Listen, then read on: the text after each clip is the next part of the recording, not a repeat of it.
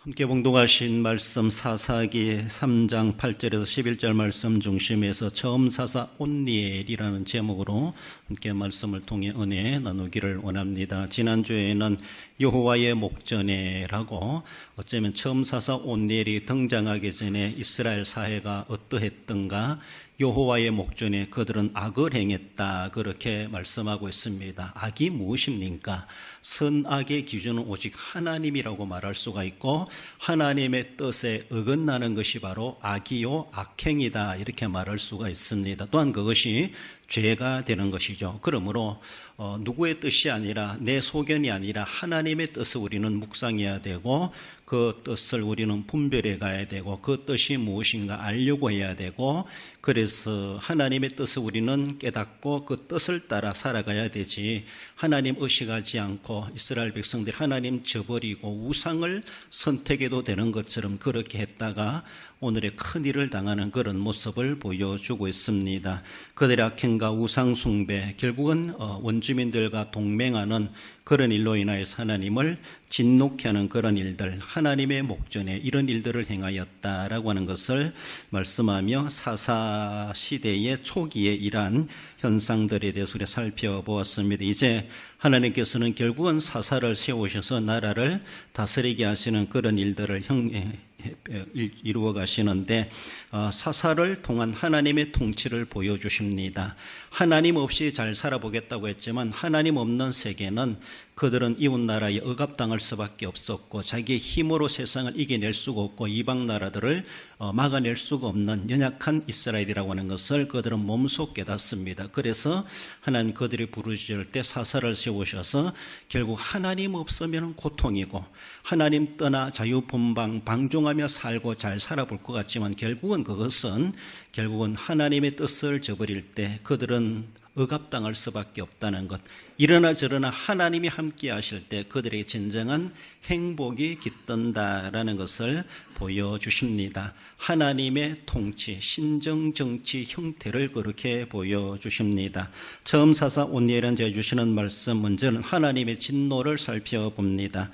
8절에 여호와께서 이스라엘에게 진노하사 그들을 메소포다미아 왕 구산 리사다임의 손에 파셨으므로 8년 동안 숨겼더니, 하나님을 진노케 한 동기가 바로 하나님의 뜻을 저버리는, 즉 악행했다, 악을 행했다라고 우리가 앞에서도 살펴보았습니다.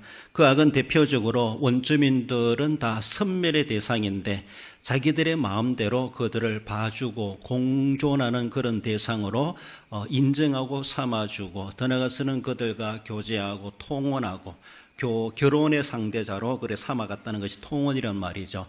서로가 며느리 삼고 사이 삼고 이런 일들이 일어날 뿐만 아니라 결국 그들의 종교적 문화, 즉 우상까지라도 서로가 교류하고 받아들이는 이런 일들까지 벌여갔다라는 것, 정말로 하나님을 너무나도 진노케 하는, 하나님의 뜻과 전혀 역행하는 그런 일들이 그들이 무모하게도 행하여 갔을 때 하나님은 진노하실 수밖에 없으시다라는 것이죠.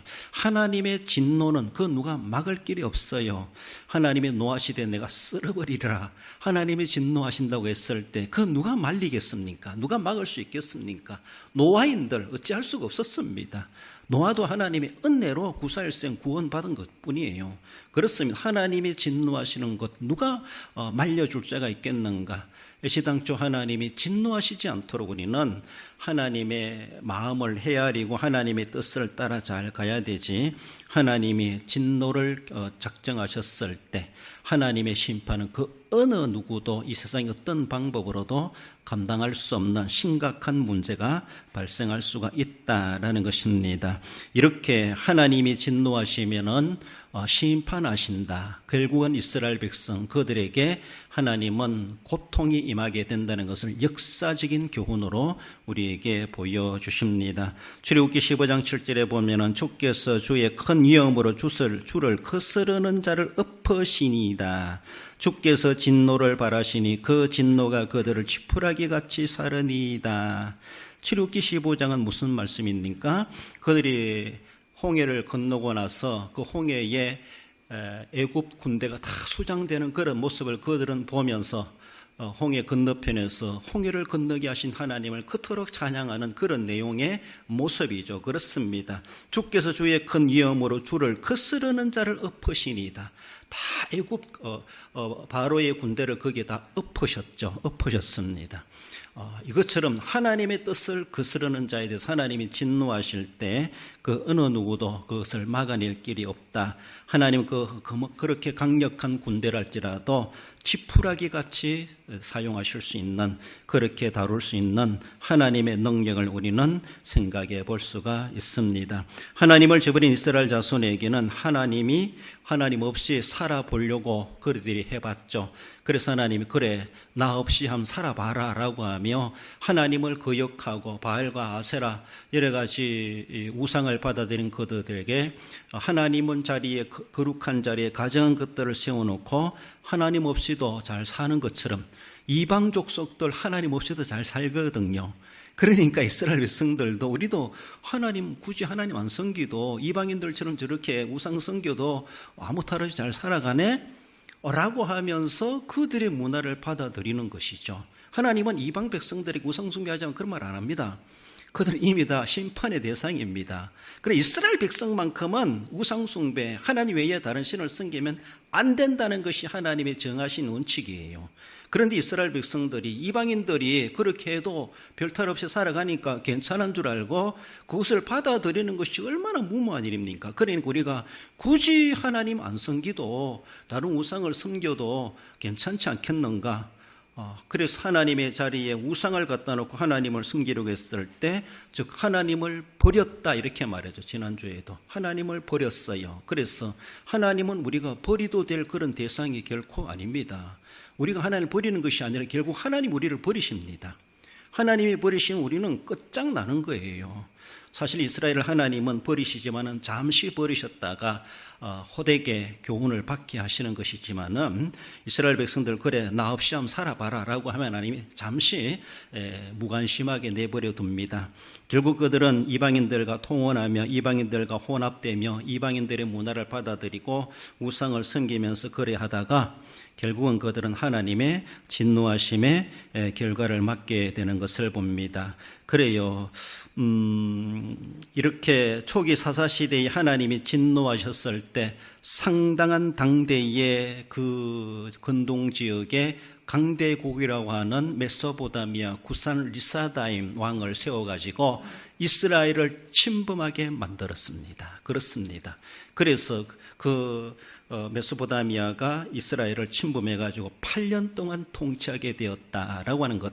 하나님은 내버려뒀어요. 내버려두니까 이방 큰 나라들이 호시탐탐 정말로 가서 정복하면은 자기 땅이 되니까 그렇게 해보는 그런 일들, 식민지화에는 이런 일들이 당대의 고대시대에 많이 있었죠. 전쟁을 통해서 그들을 섬멸하고 그 땅을 빼앗고 자기네 땅이라고 깃대를 세우는 그런 일들이 정복 전쟁이 혼했던 그런 시대였습니다. 그래서 지금까지는 하나님이 여호수아 그리고 지금까지 잘 지켜주셨는데 하나님을 잘 섬기니까 하나님 책임주셨는데 하나님이 딱 떠나가니까 미군 철수 딱 하니까 이 나라가 어떻게 되는 거예요? 그러니까 하나님이 떠나간 그 자리에 강대국이 들어와가지고 강대국이 들어오는데 이스라엘 자기들 스스로 어떤 군사력으로 어떤 무력으로 막아낼 수가 있겠습니까? 물리적인 힘으로 그 큰 나라를 막아낼 길이 없습니다. 그래요. 하나님이 지켜주셨을 때는 뭔가 자기들이 힘이 있는 것 같고 괜찮은 것 같고 자기들이 능력으로 나라가 잘 되는 줄 알았는지 모르지만은 하나님이 지켜주셨다는 것을 전혀 생각지도 못하고 하나님 딱 빠져나가니까 결국은 자연스러운 이방 나라들과 이방 큰 나라들이 이스라엘을 얕잡아보며 침범해 오게 되었다. 그렇습니다. 그래서 결국은 8년 동안 처음 사사 온넬이 나타나기 전에 하나님이 사사로 세우시기 전에 그래서 8년 동안 그들이 하나님 앞에 고통당하는 그런 삶을 살아가게 되는 것을 봅니다. 하나님의 진노가 이스라엘에 임하셨을 때 이스라엘에 100% 이스라엘 사람들이 다 악을 행했다 이렇게 볼 수가 없습니다. 사실 그 중에는 소수랄지라도 하나님의 의를 따르려고 몸부림치며 그런 사상 가운데 그런 세상에 물들은 그런 가운데서도 정말로 신앙의 보수화해가는 보수신앙을 지켜가는 그런 사람들이 있었다라고 하는 것을 우리가 결코 무시할 수가 없습니다. 그러나 나라가 이렇게 억압당했을 때, 유린당했을 때, 그러나 신실한 하나님의 사람들도 고통을 함께 감당해 내야만 했다라는 것이죠. 대표적인 사람이 온니엘 아닙니까? 그는 갈렙의 사이입니다. 그렇게 믿음이 좋은 사람인데, 그리고 나중에는 사사로 들어 쓰임 받을 만한 하나님의 준비된 인물이 되지 않습니까? 그렇습니다. 그럼에도 불구하고 그는 그 가운데 하나님을 신실하게 갈렙의 생존부터 그리고 온니엘이 등장하기까지 그는 그래도 그런 험악한 환경 가운데서도 믿음을 지켜왔던 신실한 믿음의 사람이라고 볼 수가 있습니다. 그러나 대부분 이스라엘 사람들이 하나님을 저버리고 우상을 받아들인 그 일로 인해서 하나님이 진노하시게 되었고 그 진노의 잔을 어쩌면 온니엘 같은 신실한 사람들도 감당할 수밖에 없는, 고난을 당할 수밖에 없는 이런 일들을 우리가 이스라엘 역사사에서도 왕조사에서도 우리가 많이 드러나지 않습니까? 다니엘 같은 사람이 어리지만은 그들은 얼마나 이방 땅 가서도 여호와의 신앙, 그리고 오직 하나님만을 섬겨야 된다는 것, 바벨론 가서도 그러기까지 했다라면 자기가 본토에서도 얼마나 믿음을 지키려고 몸부림치겠습니까? 그러면서도 나라가 망하는 것을 당했어요. 포로로 끌려가는 이산가족 되고 사람이 죽임을 당하고 나라가 초토화되는 것도 경험했습니다. 얼마나 안타까운지 몰라요. 100%가 다 하나님을 저버리고 악을 행했다 이렇게 말할 수 없어요. 그러나 그 중에서도 하나님이 보실 때에 하나님의 계산에 바라볼 때 이래도는 안 되겠다. 그 가운데 내 백성 신실한 사람들이 의인들이 있다 할지라도 하나님은 그 나라를 이스라엘 백성들 하나님의 택한 백성이니까 하나님은 하나의 교훈적인 의미를 가지고서라도 영원히 버리기보다는 잠시 하나님이 방치해 두는 것이죠. 방치해 둘 때 이방 나라들이 억압당하고 어쩌면은 이 나라를 유린해버리는 그런 일들, 그래서 신실한 성도들도 그 고통을 감내할 수밖에 없는 그런 상황이다라는 것이 한편에서는 참 억울하죠. 온니엘 같은 사람, 다니엘 같은 사람 억울해요. 그래도 하나님의 진노를 알기 때문에 그래도 믿음을 지키려고 몸부림치고 나라를 위해서 구국기도하고 그렇게 몸부림치는데도 하나님은 그들의 기도를 들어주시기보다는 도리어 하나님이 진노 쪽에 선택하셔서 나라가 망하게 하는 그런 일들까지도 있다라는 걸 생각할 때 정말 하나님의 뜻이 그렇게 그쪽으로 기울어지지 않도록 우리가 더 몸부림치고 하나님 앞에 긍휼하심을 구하고 의인, 상징적 10명 의인으로서의 우리는 자리를 굳건하게 지켜갈 때 결국 우리가 고난의 시기를 겪는다 할지라도 결코 하나님이 우리를 버리시는 것이 아니라 그것을 통해서 더 큰 은혜를 베푸시는 수단으로 삼으실 수 있다는 것을 우리는 생각해야 됩니다. 여러분들 당대의 사사 초기 시대에 이스라엘 나라가 이랬던 것처럼 우리나라는 어떠한가? 우리나라도 바라본다 할지라도 이 땅에 그래도 하나님의 교회가 있고 신실하게 나라를 걱정하며 정말로 보수 신앙을 신앙을 보수하며 지켜가고자 몸부림치는 신실한 성도들이 얼마나 많겠는가 그래요. 저도 가끔 기도할 때 하나님 저 보지 말고 정말로 진짜로 믿고 기도하는 사람 그 사람 기도라도 좀 들어주세요. 막 이렇게 하기도 합니다. 하나님 내 기도 안 들어줘도 다른 사람 얼마나 신실한 사람 많습니까? 그 사람들이 얼마나 나라를 위해서 기도하겠습니까? 그 사람의 기도라도 들어주세요. 하나님 뭐 그러기까지라도 막 구할 수밖에 없는 너무나 안타깝고 너무나 초조한 그런 마음을 가지다 보니까 그래서 그런 마음까지도 기도하게 되는 것을 볼 수가 있습니다. 그러나 결과가 어떻게 되든지 하나님은 역사를 주관해 가신다는 것, 결코 하나님의 의인 백성들을 영원히 버리시는 하나님이 아니시라는 것이죠. 어쩌면 고난의 시기가 온다 할지라도 그것을 통해서 더 큰 은혜를 주시고자 하신 하나님의 더 통 큰 하나님의 어쩌면 작정하심, 하나님의 섭리하심이 있을 것이다 라는 것을 우리는 생각해야 돼요. 왜 많은 사람들이 자꾸만이 하나님을 두려워하지 아니하고 하나님이 그토록 신신당부한 그 내용들을 자기들 마음대로 해석해가지고 완화시켜가지고 하나님의 절대 진리를 왜곡시켜가며 하나님을 두려워하지 않는 그런 행동들을 행하는 것인지 너무나 안타까운 그런 모습을 볼 수가 있습니다. 정말로 한번 당해봐야 뭔가 정신을 차리고 하나님이 얼마나 무서운 분이신가를 한번 겪어봐야 알겠는가. 겪어보면은 끝장날 수가 있어요. 그 다음 기회는 안 돌아올 수가 있어요. 그렇지 않아요? 노아시대처럼 썰어버리신다면 어떡할 겁니까? 지구상에서 없어지게 할 수도 있어요. 흔적도 없도록 없어지게 할 수 있다는 것이죠. 하나님 우리는 두려워할 줄 알아야 되죠. 그래요. 백성 중에 하나님을 신실하게 섬기는 이들도 그 고난에 하나님의 진노의 잔을 함께 감당할 수밖에 없는 그런 이들도 없잖아 있었다라는 것을 생각해 봅니다. 그런 하나님께서는 결코 하나님의 진노를 당할 자에게 진노를 내리시지만은 긍휼을 입을 자에게는 긍휼을 베푸시는 우리 하나님이십니다. 출애굽기 33장 19절 하반절에 보면은 나는 은혜 베풀 자에게 은혜를 베풀고 긍휼히 여길 자에게 긍휼을 베푸느니라. 하나님은 분명히 분별해 가신다는 것이죠. 우리를 구분하신다는 것이죠. 비록 똑같은 환경 가운데 처하고 있다 할지라도 하나님은 정말 은혜 베풀 자에게, 긍휼 베풀 자에게 결국은 하나님은 그렇게 양과 연소를 나누듯이 결국은 하나님은 그렇게 구분하셔서 은혜를 베푸시는 우리 하나님이시다. 결국은 하나님의 진노의 편에 서게 되는 진노의 심판을 당할 그런 쪽에 구분되는 자가 되지 않도록 환경과 현실이 어떠하다 할지라도 우리 하나님 앞에 하나님의 목전에 늘 자신의 신실함을 늘 지켜가시고 그래도 하나님의 뜻이 계시겠지라고 하며 하나님 앞에 거룩한 미련을 두고 끝까지 신실하심을 지켜가고 나 때문에 하나님이 진노하지 않도록 우리는 자기를 늘 경건의 생활을 지켜갈 수 있어야 할 것입니다. 나아가서는 하나님의 구원을 봅니다. 우리 9절 읽어봅시다. 이스라엘 자손이 여호와께 부르짖으매 여호와께서 이스라엘 자손을 위하여 한 구원자를 세워 그들을 구원하게 하시니 그는 곧 갈렙의 아우 그나스의 아우 온니엘이라. 여러분들 이 말씀 속에서 늘 저면에 온니엘이라고 하는 사람이 계속 공중 함께 있다고 하는 것을 생각해야 됩니다. 그래서 구산 리사다의 메소포타미아 왕에게 8년 동안 나라가 넘어가 버렸는데 그때 온니엘이 안 태어났느냐? 살았습니다. 여전히 있었어요.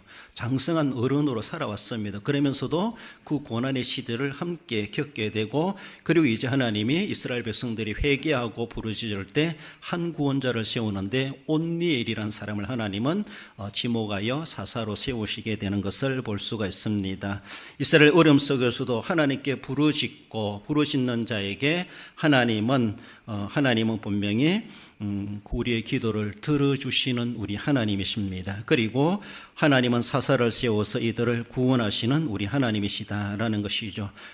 부르짖는 자의 소리를 들으시는 하나님, 그에 대한 해결책을 하나님께서는 또한 우리에게 제시해 주십니다. 그래요. 시간이 지나면 다시 타락하고 또 고난을 당하는 이스라엘 백성들, 이런 일들이 반복되는 어떤 패턴인가 하면은 죄를 짓습니다. 그리고 하나님이 진노하십니다. 징벌하시죠. 징벌당하니까 아이고 하나님, 또 하나님을 찾습니다.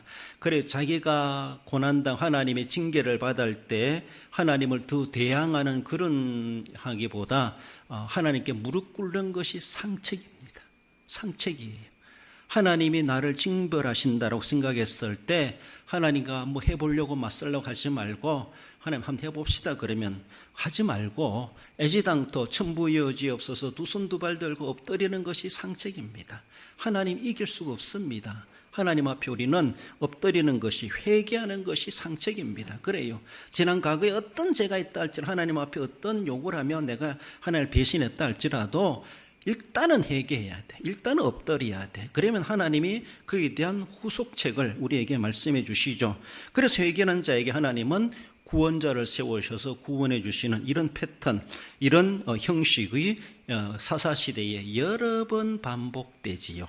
그래서 구원을 받고 평안하게 이방 나라들이 물러갔으면 다시 자기들끼리 하나님을 잘 섬겨야 되는데 또 평온하게 되면 또 해이해지가지고 또 기웃거리고 세상의 문화, 또 이방 문화를 받아들이고 하나님을 저버리는, 하나님 없는 삶을 짓는, 죄를 짓는 이런 일들이, 그래서 죄짓고 징벌당하고 회개하고 구원하고, 이게 하나의 사이클이죠. 하나의 사이클이. 이것이 제가 알기로는 이 사사시대에 7번이나 반복되는 것으로 알고 있습니다.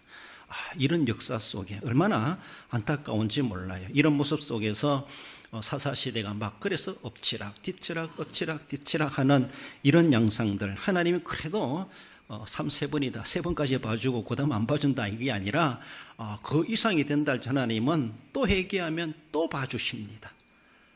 또 죄지어요. 또 회개하면 또 하나님 또 구원자를 세우십니다. 그래서 이 사사시대에 사사들이 많이 등장하는 것을 볼 수가 있죠. 사사란 말은 샤파트란 이런 단어인데 재판한다, 판결한다, 다스린다, 통치한다 이런 의미를 가지고 있습니다. 그래서 사실 재판관이죠. 판관이죠. 사사, 판사 이런 말이죠. 그래서 어쩌면은 판결하시는 자이다 이렇게 말할 수가 있고, 오늘날 우리는 뭐 상권 분립해가지고 우리나라 상권 분립도 안 되는 것처럼 이런 모양을 하고 있는데, 상권 분립 이렇게 하는데 당대에는 이 사사는 정말로 모든 나라의 통치권을 가지고 있는, 그래서 일반적으로 사사라고 하면은 하나님이 세우신 바, 하나님이 이 사사를 통해서 하나님이 직접 통치하시는, 그래서 왕정이 들어서기 전에 신정 정치 형식이다 이렇게 말을 하기도 합니다. 하나님의 영에 감동된 자를 통해서 직접 하나님의 지시를 받아서 사사가 행동하고, 하나님을 대리자로서 사사가 그렇게 하나님이 하시는 것처럼 그렇게 쓰임받게 되는 것을 볼 수가 있죠. 그래서 사사가 딱 판결하는 것은 신적 판결입니다. 그와는 권위가 있었다는 것을 볼 수가 있죠. 그래서 처음 사사라 온니엘이 세워지게 되는데, 온니엘이란 이름의 의미는 하나님의 사자 이런 의미를 가지고 있습니다. 앞에서 말씀해 주는 것은 그런 갈렙의 아우의 그나스의 아들이죠. 동생의 아들이니까 조카죠. 갈렙의 조카라고 볼 수가 있죠. 그러면서도 또 갈렙의 사이가 됩니다. 사이가 돼요. 조카를 사이로 맞아주는 것을 볼 수가 있죠. 사사기 1장 13절에 보면은 갈렙의 아우 그나스의 아들은 온니엘이 그것을 점령하였으므로 갈렙이 그의 딸 악사를 그에게 아내로 주었더라. 우리가 보았죠.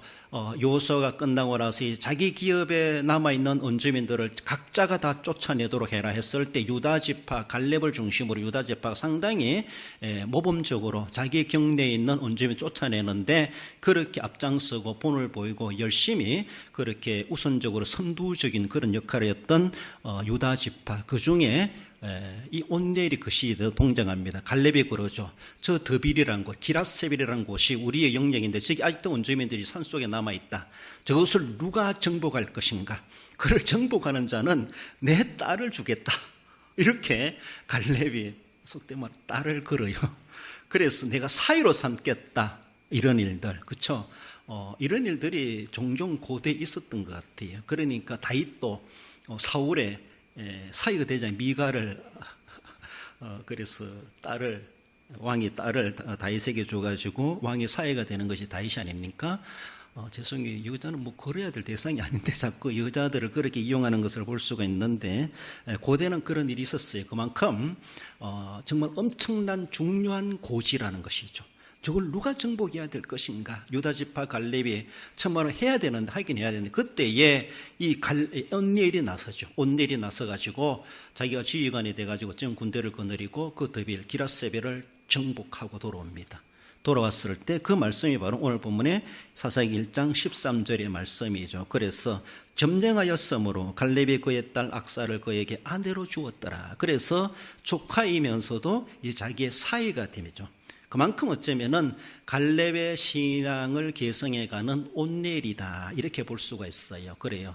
얼마나 참 믿음의 대가 이어가는 것이 참 아름답다 그렇게 볼 수가 있고, 또 그 온니엘을 하나님은 처음 사사로 불러 세우셨다라고 하는 것이 당대에 그만큼 이 온니엘은 그런 이방 나라에 억압당하는 그런 가운데서도 여호와의 신앙을 신실하게 지켜간 그런 남다른 믿음의 사람이 아니었겠는가. 갈렙이 있을 때뿐만 아니라 지금 이 시대에 와서도 나라가 빼앗기고 다른 나라에 억압당하는 그런 가운데서도 믿음을 신실히 지켜갔던 온니엘, 그래요. 그 고난의 시절을 함께 겪어왔던, 그러면서도 하나님께 인정받는 그런 사람이었음을 볼 수가 있습니다. 이렇게 사사로 세워진다는 것은 구원자를 이야기하죠.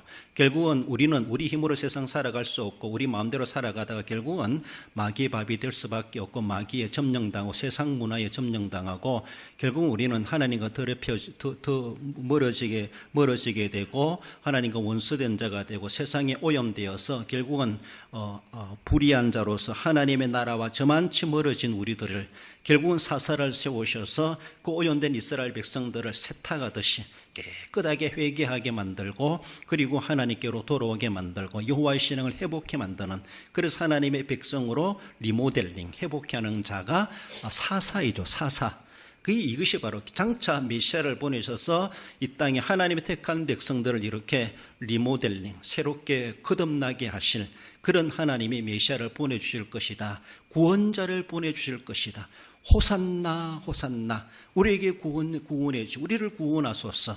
그래, 구원자를 필요로 하는 것이 이 세상의 모든 죄인들입니다. 장차 예수님을 이 땅에 보내셔서 이스라엘 유대인들만이 아니라 온 세상의 하나님 택한 백성들을 구원하시기 위해서 하나님은 사사, 즉 메시아 예수 그리스도를 보내실 것에 대해서 이렇게 예표적으로도 보여주는 것이 바로 사사이고, 처음 사사 온니엘이 그러한 인물로 초대 등장되게 되는 것을 봅니다. 우리 10절 읽어봅시다. 여호와의 영이 그에게 임하셨으므로 그가 이스라엘의 사사가 되어 나가서 싸울 때에 여호와께서 메소포타미아 왕 구산 리사다임을 그의 손에 넘겨주심에 온니엘의 손이 구산 리스다임을 이기니라.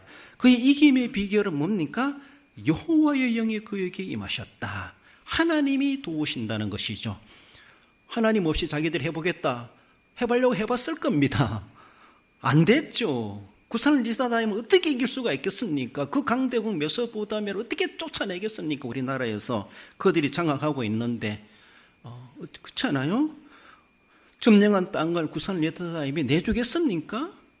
아무리 힘을 해도 안 되지만, 그러나 온니엘도 그 당시 있었습니다. 자기 힘으로도 안 됐어요. 그러나 하나님이 영이 임하여서 하나님이 그 손에 붙여주시니까 그들을 물리쳐내고 승리를 거두게 되었다라고 하는 것이죠. 결국 이스라엘 백성들이 우리는 하나님 없으면 우리는 아무것도 아니다, 꼼짝 못한다, 세상에 다 우리는 유린당할 수밖에 없다라는 것을 절실하게 그들은 경험하게 되는 첫 번째 사건이었다라고 볼 수가 있습니다. 그래서 이렇게 하나님은 온니엘을 세우셔서 그들을 쫓아내게 하고 온니엘이 사는 날 동안, 그래 약 40년 이후에 40년 동안 나라가 평온하게 되었더라. 11절에 그 땅이 평온한 지 40년에 그나서의 아들 온니엘이 죽었더라. 무슨 말입니까? 하나님은 구원자를 온니엘을 세우셔서 이스라엘 백성들을 하나님의 신앙 안에서 잘 살아갈 수 있도록 그가 잘 다스렸다. 그렇게 지도자로서의 역할을 잘 해왔다. 그것을 말씀하고 있습니다. 평온하였더라. 사카트란 그런 단어인데 평화롭다, 조용하다, 분쟁이나 전쟁이나 시끄러운 일이 없다, 이런 말입니다. 그리고 걱정이나 근심이 없다, 이런 말입니다. 그래요. 세상에 왜 근심 걱정이 없겠습니까? 시끄러운 소리가 분쟁과 갈등이 왜 없겠습니까? 그러나 어쩌면 국가적인 모습뿐만 아니라 개인적인 관계에서도 언짢은 그런 관계가 없고, 온 이스라엘 백성들이 온니엘이 다스리는 그 40년 동안에 나라가 평온하였더라. 참말로 그들이 무화과 나무 아래 앉아서 성경을 읽으면서 어른들의 말씀을 들으면서 얼마나 행복한 그런 삶을 살 수가 있었고, 감히 기운 나라들이 있었다고 하지만 온니엘이 다스릴 동안에 그 나라에 함부로 들어오지를 못했고 하나님이 울담이 되어주셔서 이스라엘 백성들을 지켜주셨다라는 것이고, 개인적인 인간관계에서도 이스라엘 백성들 동족 간의 갈등과 분쟁이 없었다, 이것까지도 말해주는 것이 평온하였더라, 이렇게 말씀하고 있습니다. 장차 우리의 가정과 우리의 지역과 우리나라도 참 이런 모습이 되면 얼마나 좋겠는가, 그렇게 너무나도 사모하는 그런 마음을 가지고 있습니다. 그렇다면은 온니엘이 나타나길 기다리기 전에 내가 하나님 영에 감동된 자가 되어서 오늘 이 시대 우리가 영역에서 또 한 사람의 사사로서 어쩌면은 하나님의 영에 감동된 통치자로서 그 역할들을 우리는 감당해 가고 이 땅에 진짜 하나님이 우리에게 허락하시는 샤카터 평온함이 정착되는데 그 일조를 우리는 감당해 갈 수 있는 우리 모습이 되어야 되죠. 가정도 평안하고 교회도 평안하고 지역도 평안하고 정치도 평안하고 경제도 평안하고 외교도 평안하고 오늘날에 어쩌면 평온하지 못하고 참 시끄럽고 어렵게 살아가는 그런 교회들도 있고요. 또 가정들도 있고 지역도 있고 나라도 있고 여러 가지 일들이 참 많습니다. 그러나 정말로 온내리 다스리는 동안에는 이렇게 평온한 하나님의 은혜가 넘쳐났다고 하는 것, 우리가 얼마나 꿈꾸는 그런 사회겠는가라고 하는 것을 우리는 생각해 보며 하나님 우리에게도 이런 사회가 되게 이런 나라가 되게 해주시옵소서. 소망하면서도 온니엘 같은 지도자가 나타나기를 바라면서도 하나님 내가 또한 작은 온니엘이 되겠습니다. 이 땅을 이 나라를 평온하게 만드는 하나님을 하나님 되게 만드는 그렇게 내가 처음 사사와도 같이 쓰임받기를 원합니다. 그렇게 우리가 헌신해 갈 수 있어야 할 것입니다. 결론적으로 읽어봅시다. 하나님의 진노하심은 이방 나라를 세워 징벌하시며 회개하는 자에게 삿살을 세워 구원을 베푸시는 하나님이심을 깨달아 하나님의 뜻을 받들고 사사같이 통치하여 평온한 삶을 누리기에 합당한 성도가 됩니다. 그렇게 우리가 사사 온니엘처럼 그렇게 믿음을 끝까지 고난의 시대라도 변치 않고 변질되지 않고 지켜갔다고 생각해 볼 때 하나님께 더 귀중하게 들어 쓰임받는 인물이 되었고 자기만이 아니라 나라까지도 평온하게 만드는 그런 인물로 쓰임받았다는 것을 늘 기억하시고 하나님 내가 이 시대의 온니엘이 되게 하시고 이 나라에 그런 온니엘 같은 대통령, 온니엘 같은 지도자가 세워지게 해 주시옵소서. 그렇게 간절히 우리가 하나님 앞에 간구하는 그런 모습으로 그래서 우리의 개인뿐만 아니라 가정과 지역과 나라가 평온함을 누리게 합당한 은혜와 복을 누려 살아가시는 우리 모든 성도 여러분들 되시기를 주님의 이름으로 축원드립니다.